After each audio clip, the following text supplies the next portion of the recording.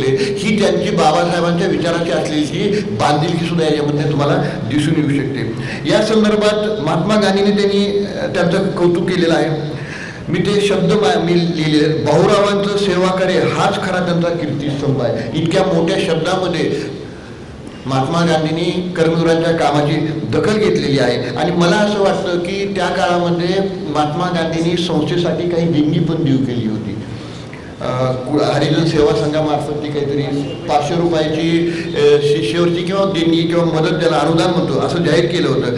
महात्मा फुलेंच्या बाबतीत म्हणलं तर हंटर कमिशन समोर भारतातील शिक्षणाची जी वस्तुस्थिती त्यांनी मांडली आणि त्यांनी असं सांगितलं की भारताचा विकास जर व्हायचा असेल तर भारतातलं प्राथमिक शिक्षण हे फक्त मोफतच नाही करायचं, तर ते सक्तीचं सुद्धा करणं गरजेचं आहे. इतका दूरदृष्टी असलेले महात्मा फुले आणि ही जी कळवळ व्यक्त केली त्याला मूर्त स्वरूप देण्याचं मोठं काम कर्मवीरांनी केलेलं आहे. कारण सक्तीचं करत असताना त्यांना माहीत होतं की सक्तीचं करायचं तर तुम्हाला मारून जमणार नाही, मोठून जमणार नाही, तुम्हाला संधी द्यावं लागेल, सुविधा द्यावं लागेल. आणि म्हणूनच हॉस्टेलसारखी व्यवस्था निर्माण करून तिथं लोकांना आणलं, सुविधा दिलं आणि सुविधाच्या माध्यमातून सक्ती आणण्याचा प्रयत्न, एक नाविन्य उपक्रम अण्णांनी याच्यामध्ये केलेला आहे. म्हणून आपण विचार केला की का अण्णांनी हॉस्टेलची निर्मिती केली असेल, तर एकमेव आहे की सक्ती कशी करायची, तर ह्या पद्धतीने सक्ती करता येईल. आणि खूप मोठा समाजातली घटकातली मुलं शिक्षणाच्या मुख्य प्रवाहात आले आणि जी आज तुम्ही इथे बसलेला आहात वेगवेगळ्या वयोगटामधलं, हे अण्णाच्या काळाचं एक असं प्रतीक म्हणून तुम्ही दिसताय. अण्णाचं औद्योगिक क्षेत्रातलं कर्तृत्व मला फार आचारच वाटतं. मग इथले किर्लोस्कर आणि मोगले यांच्या नांगर असेल, कंदील असेल, यांच्या उत्पादकाचे विक्रेते म्हणून त्यांनी उत्तम जम बसवला होता. आणि या संबंधी आदरणीय ND पाटील सरांनी एका ठिकाणी वक्तव्य केलेलं आहे. मला ते फार विशेष वाटतं म्हणून मी ते उद्धृत करतो ते वाक्य. ND पाटील सर म्हणतात की अण्णाचं कर्तृत्व एवढं अफाट होते की ते जर का औद्योगिक क्षेत्रात राहिले असते तर वालचंद हिराचंद सारख्या उद्योगपतीच्या मांडीला मांडी लावून बसले असते. पण तसे झाले असते तर बहुजन समाजाच्या शिक्षणाची काय परवड झाली असती याची कल्पना सुद्धा करत नाही. आणि म्हणून ह्या भावनेपोटी मी तुम्हाला जे म्हणालो की मला पाटील सरावर भेटलं, स्पर्श झाला की मला काहीतरी असं वाटतं की अण्णा त्या रूपामधनं मला भेटतात का, इथपर्यंत मला ती भावना जाते. आणि ही भावना सुद्धा ह्या शब्दामध्ये तशीच होते की इतक्या मोठा माणूस संधी असताना सुद्धा गोरगरिबासाठी, दलितासाठी, मागासवर्गीय विद्यार्थ्यांसाठी, शेतकऱ्यांच्या विद्यार्थ्यांसाठी सगळं सोडून देऊन रात्रंदिवस कष्ट करण्याचा जो वसा त्यांनी उचलला, याच्यासाठी निश्चितपणे पुढे असं सांगितलं जातं की शिक्षण क्षेत्रात ते पडले नसते आणि रयत शिक्षण संस्थेची स्थापना झाली नसती तर आज ह्या संस्थेमधनं जे शिकून मोठमोठ्या पदावर गेलेले लोक आहेत ते गुरं चालण्याशिवाय किंवा पाणी वळवण्याशिवाय दुसरं काही काम करू शकले नसतं. इतका मोठा त्यांचा कर्तृत्वाचा ठसा आपल्याला दिसायला लागतो. खूपदा आपल्याला आता गुरं चारणं वगैरे हा फार आपल्याला सोपा प्रकार वाटू शकतो एखाद्या वेळेस, पण ते तेवढं शक्य नाही. बोलणं वेगळं आणि दररोज ते कार्य करणं हे अतिशय कठीण काम आहे. शारीरिक श्रमाच्या मोबदल्यामध्ये शिक्षण देण्याची अतिशय महत्त्वाकांक्षी योजना त्यांनी महाविद्यालय स्तरावर यशस्वी करून दाखवली, ज्याला आपण कमवा शिकास योजना म्हणतो. जगभरामधलं एक नवीन मॉडेल म्हणून समोर आलं. आणि याच्यामध्ये मला सगळ्यात जास्त काय वाटतं की शिक्षण क्षेत्रातनं पैशाचं चलन हद्दपार करून श्रमाचं चलन पुढे आणायचं, ही नवीन संकल्पना अण्णांनी जगाला देऊ शकले. आणि त्याचं अतिशय उत्तम असं उदाहरण म्हणून सुद्धा आपल्याकडे पाहिलं जातं. आणि हाच वसा, हाच वारसा विद्यापीठानं जोपासलेला आहे. विद्यापीठामध्ये कमवा शिका हे अतिशय सक्षमपणे ते काम करत आहे. अण्णांना, पाटील सरांना मला इथं सांगावंसं वाटतं की यावर्षी आम्ही कमवा शिकामधल्या मुलींसाठी एक हॉस्टेल विद्यापीठामध्ये बांधलेलं आहे. येत्या महिन्यामध्ये त्याचं उद्घाटनही आम्ही होत असते. म्हणून त्या मुली ह्या विद्यापीठात येऊन कमवा शिकायच्या माध्यमातून शिकू इच्छितात, त्यांच्यासाठी एक चांगलं हॉस्टेल आम्ही आता बांधलंय. निश्चितपणे तुमच्या शिक्षणाला बळ देण्याचा तो प्रयत्न आहे. त्याच्यामुळं पूर्ण व्यवस्था बदलत असं नाही, परंतु तो बळ देण्याचा प्रयत्न आहे आणि त्याच्यासाठी आपण सुद्धा तत्पर असायला हवं. कर्मवीरांच्या बाबतीमध्ये त्यांच्या शैक्षणिक कार्याचा जो आढावा घेत असताना बडोदा नरेश सयाजीराव गायकवाड एका ठिकाणी आवर्जून म्हणतात की जे राजा राजवाड्यालाही जमलं नसतं असं काम अण्णांनी केलेलं आहे. म्हणजे सत्ता आहे, पैसा आहे, सगळी सुविधा आहे, असं असताना सुद्धा जे आम्ही करू शकलो नाही ते अण्णांनी केलं. आणि म्हणून अण्णाचे कार्य हे अतिशय महान वर्गातलं कार्य म्हणून आपण त्याच्याकडे पाहू शकतो. कारण अशा प्रकारचं काम तत्कालीन परिस्थितीमध्ये भारतामध्ये कुठंही सुरू नव्हतं. आत्तासुद्धा इतक्या मोठ्या प्रमाणामध्ये आहे की नाही याच्याबद्दल मी साशंकच आहे. म्हणून आपण त्यांना अशा पातळीवरली सगळ्यात मोठी संस्था म्हणतो. आणि संस्थेबद्दल मला एक वाटतं की अण्णानं घालून दिलेले जे विचार आहेत, जे तत्व आहेत, जे संस्कार आहेत ते आज तागाय सुद्धा त्याच पद्धतीने चालतात. मी काल नाईक सर मला माझ्याकडे आले आणि मी सहज विचारलं की डॉक्टर पाटील सर कुठं राहतात आणि कुठं त्यांचा बंगला वगैरे आहे आणि अण्णा कुठं राहायचे. तर ते मला म्हणाले की अण्णा जिथं राहायचं तिथंच पाटील सर राहतात.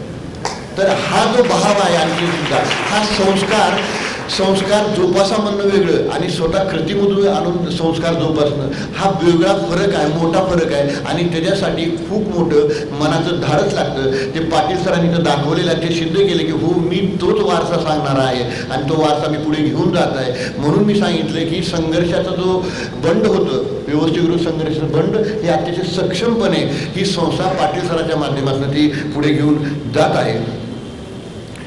कर्मवीर अण्णांना जर आपण महात्मा फुलेंचं प्रतिरूप मानत असो, मानतोच आपण कारण तोच विचाराचा वारसा घेऊन पुढे चाललेले कर्मवीर, तर मला असं म्हणायचं की माता लक्ष्मीबाईला सुद्धा आपण सावित्रीबाईचं प्रतिरूप मानायला पाहिजे. त्याचं कारण असं आहे की पतीच्या खांद्याला खांदा लावत असताना गळ्यातील सौभाग्याचं लेणं विकून त्यांच्या कार्यात मदत करणं, मणिमंगळसूत्र विकून मदत करणं हा धीरोदत्तपणा फक्त लक्ष्मीबाईच्या पूर्वी फक्त सावित्रीबाईमध्येच मला दिसून येतो. आणि म्हणून मला असं वाटतं की त्या लक्ष्मीबाई ह्या सावित्रीबाईचं प्रतिरूप म्हणून आपण त्यांना नेहमी वंदन करायला पाहिजे. इतर कुठल्याही लक्ष्मी दर्शनाचा लोभ येत किंचितही कर्मवीरांना कधी लाभला नाही. त्यांच्या डोक्यात कधी लक्ष्मी दर्शनाचा विचार सुद्धा आला नाही. त्याचं असं कारण होतं की रोज ते आपल्या गृहलक्ष्मीचे दर्शन घ्यायचे आणि त्याच्यामुळं तुम्हाला अशा लक्ष्मीचा काही त्यांना मोह दडला नाही आणि म्हणूनच निस्वार्थपणे ते आपल्याला सेवा देऊ शकले, करू शकले. या जोडप्याचा जो असीम त्याग आहे, ध्येयनिष्ठा मधून आधुनिक महाराष्ट्राची खऱ्या अर्थानं जी पायाभरणी झाली, त्यांच्या आदर्शभर हुकूम वाटचाल करणे, मला असं वाटतं की ही त्यांच्या कार्यप्रती आपली खरी कृतज्ञता असेल. त्यांना समजून घेऊन त्यांनी काय नेमकं सांगितलंय याचा योग्य आणि सरळ अर्थ काढून जर आपण वागायला सुरुवात केलं तरी अशी कृतज्ञता आपण त्यांना व्यक्त करू शकतो. गौतम बुद्धांनी एकदा असं सांगितलेलं आहे की मी म्हणतो मधून माझं ऐकू नका. एखादी गोष्ट तुमच्या विचारांच्या अनुभूतीच्या आधारावर घासून पहा, तेच तुमच्यासाठी सत्य होईल. म्हणून ऐकताना वाचताना आपण स्वतंत्रपणे विचार करायला पाहिजे. त्या काळामध्ये अण्णांनी अतिशय स्वतंत्रपणे विचार केला, धाडसानं तो विचार पुढे नेला आणि म्हणूनच तुमचं आमचं अस्तित्व आहे. आणि म्हणून अण्णाच्या त्या विचाराला आपण वंदनच करायला पाहिजे. कारण तो जर विचार अण्णांनी केला नसता, स्वतंत्रपणे पुढे नेला नसता, तर पाटील सरांनी सांगितल्यासारखं आपली अवस्था कुठल्या तरी गुराच्या पेक्षा काही वेगळी असू शकली नसती. प्रत्येक वेळी गुराकी होणंच म्हणजेच काही ती अवस्था खराब होते असं नाही, इतर पद्धतीने सुद्धा आपली अवस्था खराब होऊ शकली असते. कर्मवीर हे तुमच्या आमच्यातलेच होते, पण तरी ते वेगळे ठरतात. कारण त्यांनी आम्हाला असे जीवनमंत्र दिले आणि त्यांनी त्या मंत्रावर त्यांचं आयुष्य जगले आणि म्हणून ते वेगळे पण ठरवले. आता त्यांचे जीवनमंत्र हे लिखित स्वरूपात जरी कुठं नसले तर मला असं वाटतं की कर्मवीर समजून घेण्याचा प्रयत्न केला की अनेक बाबी तुम्हाला समोर यायला लागतात. रोजमर्रातील कर्मवीरांचे शब्द वेगळे असतील, परंतु त्यांचा कृतीचा अभ्यास केला की मग त्या शब्दाचा अर्थ आपल्याला समजायला लागतो. आणि कर्मवीर आयुष्यभर शब्दापेक्षा बोलले ते कृतीतूनच बोलले. आणि म्हणून आपण सुद्धा तो वसा घ्यायला पाहिजे की संस्थेबद्दल असेल, समाजाबद्दल जे असेल, आपली कृतज्ञता व्यक्त करताना फार मोठे भाषण किंवा शब्द वापरायची गरज नाही. तुम्ही लहान लहान कृतीमधनं सुद्धा समाज परिवर्तन करता येऊ शकतं. आपण आपल्याशी निगडीत असलेल्या 4 माणसाचं परिवर्तन करू शकलो तर निश्चितपणे प्रत्येकानं असं केलं तर मोठ्या प्रमाणामध्ये समाज घडायला लागतो. आणि हाच वसा आपण तो घ्यायला पाहिजे. कर्मवीरांनी जवळपास 100 वर्षापूर्वी संस्था स्थापन केली. 97 वर्ष चाललंय हे. आणि हे 100 वर्षापूर्वी लावलेलं रोपटं आता महावट वृक्षामध्ये रूपांतरित झाले. कारण ही संख्या मी सांगितलं 640 749 संस्थेची. 708 ती अतिशय महावटवृक्षामध्ये त्याचं रूपांतर झाले. आणि याचं बारकाईने जर विचार केला तर तुम्हाला लक्षात येईल की त्यावेळी कर्मवीरानंतर जे नेतृत्व लाभलं, अध्यक्षाच्या रूपामध्ये असेल, चेअरमनच्या रूपामध्ये असेल, सचिवाच्या रूपामध्ये असेल, ही जी परंपरा सुरुवात झाली ती बापूसाहेब नलवडे असतील किंवा IS मुल्ला असेल, मग त्यानंतर त्या प्रभात पुढे आदरणीय ND पाटील सर आले, त्यातून पुढे सध्याचे अध्यक्ष माननीय शरदचंद्रजी पवार साहेब आहेत, चेअरमन अरुण पाटील साहेब आहेत, सचिव डॉक्टर गणेश ठाकूर आहेत व त्यांच्या सहकाऱ्यांचं अहोरात्र जे कष्ट केलं त्याच्यामुळं ही संस्था त्या विचाराला घेऊन आजही बरकरार राहू शकलेली आहे. त्याचं कारण आहे ह्या सर्वांच्या मध्ये एकच दुवा मला दिसतो, तो म्हणजे अण्णाच्या संस्काराचा जो दुवा आहे, विचाराचा दुवा आहे, याच्यापासून कुणीही फारकत घेतली नाही, म्हणूनही ही संस्था या ठिकाणापर्यंत येऊ शकलेली आहे. सेवा करणं, असं म्हणतात की सेवा करणं कदाचित सोपं असतं, परंतु निस्वार्थ सेवा करणं हे अतिशय कठीण आहे. आणि म्हणूनच ह्या संस्थेने कर्मवीराच्या माध्यमातून प्रामाणिकपणे स्वीकारले, अनेकाचे जीवन फुलवले. आणि म्हणूनच कर्मवीरांना आणि ह्या संस्थेचा आपण अभिवादन करू. म्हणून मी आपल्याला विनंती करेन की आपण सर्वांनी टाळ्या वाजवून कर्मवीरांच्या त्या कर्तृत्वाला आपण सन्मान करूया. आता मी जे बोलतोय ते जे लहान वयोगटातली मुलं आहेत किंवा विद्यार्थी आहेत त्यांनी थोडंसं लक्ष देऊन ऐकावं. जे वडीलधारी आहेत ते तर ऐकत असतात, परंतु विद्यार्थ्यांनी थोडंसं लक्ष द्यायला पाहिजे. कर्मवीरांच्या दूरदृष्टीचं मूल्यमापन आपण करू शकत नाही, परंतु त्यांच्या दूरदृष्टीचा उल्लेख मी निश्चित करेन. एक दोन तुम्हाला उदाहरण मी सांगतोय. उदाहरण असं होतं की एका वर्गामध्ये एक शिक्षकाने असं विचारलं किंवा गाव आणि शहरात फरक काय मला सांग. खूप हुशार विद्यार्थी असतात, प्रत्येकानं आपापल्या वेगवेगळ्या पद्धतीने ते सांगायला सुरुवात केली. पण त्यामध्ये एक असा चंट मुलगा होता, सगळ्यात शेवटी त्यानं हात वर केला. ते म्हणे मला मी सांगू का सर, म्हणजे गाव आणि शहरामध्ये फरक काय. आता सर्वांनी सगळ्या हुशार विद्यार्थ्यांनी सांगून झालं होतं आणि हा अशिक्षित म्हणजे कमी हुशार असला मुलगा काय सांगू शकेल. तरी त्याला संधी दिली त्यांनी, कारण त्या शिक्षकावरती सुद्धा कर्मवीराचे संस्कार होते की संधी देणं गरजेचं आहे आपल्याला. तर त्याला संधी दिली.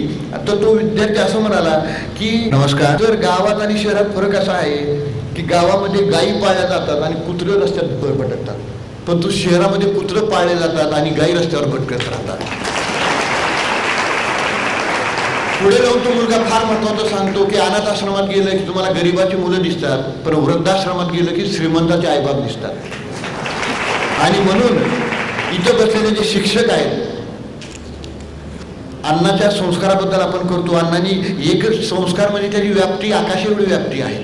वेगवेगळ्या पद्धतीने संस्कार आपल्याला करायला लागतात. आणि म्हणून शिक्षकांना मी असं म्हणतोय, विद्यार्थ्यांना मी असं म्हणतोय की अण्णाच्या कर्तृत्वाला, अण्णाच्या कामाला आपल्याला जर खरी श्रद्धांजली द्यायची असेल तर आज आपण सर्वांनी हा निर्णय घ्यायला पाहिजे की अण्णाच्या ह्या जयंतीच्या दिवशी आपण असं ठरवू की भारत वृद्धाश्रम मुक्त करता येऊ शकतो का, या बाबतीमध्ये आपण सर्वांनी विचार करायला पाहिजे. आणि तरुण मित्रांनो, ही जबाबदारी तुमच्यावरच आहे, कारण वृद्धाश्रम मुक्त करणं हे काय वृद्ध लोकांच्या हातातली गोष्ट नाही. तुम्ही त्याचे खरे पायक होणार आहात. तुम्ही तो खरा झेंडा जो आहे विकासाचा किंवा बदलाचा, तो तुम्ही घेऊन पुढे चालायला पाहिजे. समाजाची ही अवस्था होणार आहे हे कर्मवीरांनी जाणलेले होते. आणि म्हणूनच मला असं वाटतं की ही संस्था सुरू करण्यामागे सुद्धा हा एक विचार किंवा हा उद्देश सुद्धा निश्चितपणे अण्णांच्या डोक्यामध्ये असेल. आत्ता पाटील सराव बोलताना मी असं सांगितलं की अण्णांनी ज्यावेळेस एक शाळा सुरू केली तर ती एक शाळापुरतं ते मर्यादित नव्हतंच. म्हणजे परदेशामध्ये संस्थेचं शाखा उघडायची, हॉस्टेल उघडायची, त्या काळामध्ये विचार करणारा माणूस म्हणजे इतक्या मोठ्या जगाला व्याप्ती करू शकणाऱ्या व्यवस्था त्यांच्या डोक्यामध्ये अगदी स्पष्टपणे लिहिलेली होती. आणि त्यांना माहीत होतं की प्रवास हा फार कठीण आहे, आपल्या एकाच्या आयुष्यामध्ये होईल का नाही माहीत नाही, परंतु हा जो वारसा आहे संस्काराचा तो एका पिढीकडून दुसऱ्या पिढीकडे सक्षमपणे कसा देता येईल त्याची व्यवस्था मात्र आपल्याला निर्माण करता येईल. आणि ही व्यवस्था करायची म्हणजे फक्त श्रमातूनच होऊ शकते, सुविधामधून होऊ शकते. म्हणून हॉस्टेल्स आले, श्रमसंस्कार आले आणि त्याच्यामुळं आपण सर्वांची ह्या संस्थेची, ह्या भूमीशी आणि अन्नाशी बांधिलकी वाढली. आणि म्हणूनच ही संस्था फक्त ज्ञानदानाचं कार्य न करता माझ्या दृष्टीनं हा एक संस्कार विद्यापीठ होतोय अशी अपेक्षा कर्मवीरांनी केलेली असेल. आणि हा त्यांचा विचार आपण सर्वजण एकजुटीनं पुढे घेऊन जात आहात, साकारण्याचा प्रयत्न आपण करत आहात. यासाठी मी आपल्या सर्वांचे मनपूर्वक अभिनंदनही करतो. मी माणुसकीबद्दल थोडी कथा सांगतो आणि ही कथा सत्य कथा आहे, ज्याला मी स्वतः त्याला काय म्हणतो की विटनेस आहे मी त्या घटना. ही घटना माझ्या समोर घडलेली आहे. ही नंतर व्हॉट्सअपवर सुद्धा घटना आलेली आहे. व्हॉट्सअपवर तुम्ही ऐकलं तर तुमच्यापैकी खूप लोकांना व्हॉट्सअपवर आपण वाचतो, परंतु हिचं सोर्स काही माहीत नसतं. आणि ही घटना मला माहीत आहे, कारण याला ही घटना ज्या झाली त्या घटनेचा मी साक्षीदार आहे सगळ्या गोष्टीला. घटना अशी आहे की आमचे एक वरिष्ठ माझे, ज्यांना मी गुरुस्थानीच मानतो, विद्यार्थी मित्रांनो काळजीपूर्वक आहे का मी काय म्हणतोय, म्हणजे होऊ शकतं की ही घटना सांगताना मी भावनिक होऊ शकतो. घटना अशी आहे की ही घटना महाराष्ट्रामधील एका प्राध्यापक, मी ते स्थळ गाव ठिकाण का सांगत नाही की त्याचे खूप वेगळे संदर्भ आणि अर्थ निघू शकतात. एका प्राध्यापकाच्या जीवनामध्ये घडलेली घटना आहे.